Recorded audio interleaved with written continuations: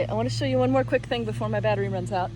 I really feel, especially for people who are transitioning from rapier to heavy or have practiced their tip control pretty well, I think this is huge. Honestly, even if you haven't.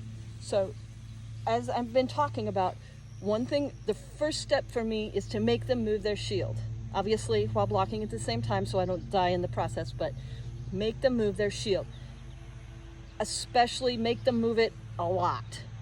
Preferably up first so that as you come for the second shot, which is going to go low, they drop it down. They have gravity, they have, you know, their hand speed, whatever, to drop that thing down. It's probably going to go a little further than they'd like, unless they're, I mean, good fighters don't do that. They put it where they want it, but even then, they're not sure how deep that rabbit's going to go.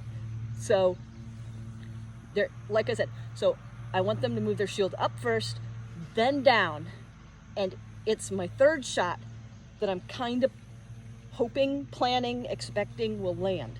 Because now,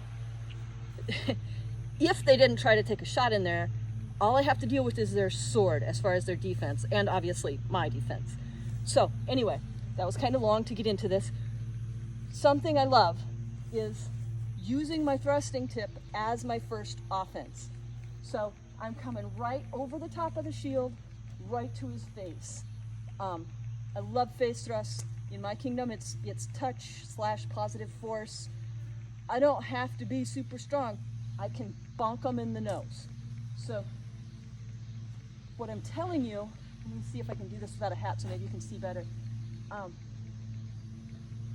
They have to move their shield.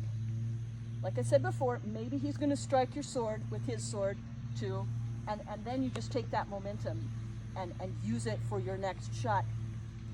Most of the time they're going to try to just flick the shield up a little, which ideally, since this is coming straight for their nose/eyes, is going to cover their eyes. Then you can do it whatever you want to do because they can't see you. They can't see where you're going. So it's huge to be able to go from here to here, fast and strong. Bonk, bonk, bonk. And the other way. Bonk, bonk, bonk, bonk. In this case, I'm moving my left foot both times. I don't have to. I can use my right foot. In fact, that's a super good Pell drill to practice which foot you're moving, to put power in your shot, on which side, and be able to do all of it. So, bonk, bonk, bonk, bonk. The path my tip is taking is a little, here, bonk, bonk. And even then, you see, I'm moving my hips, I'm moving my body. I'm not just powering this with my arm.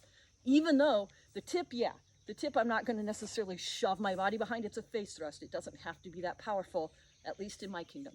But bonk, bonk, bonk, strike. And with the left foot, bonk, strike.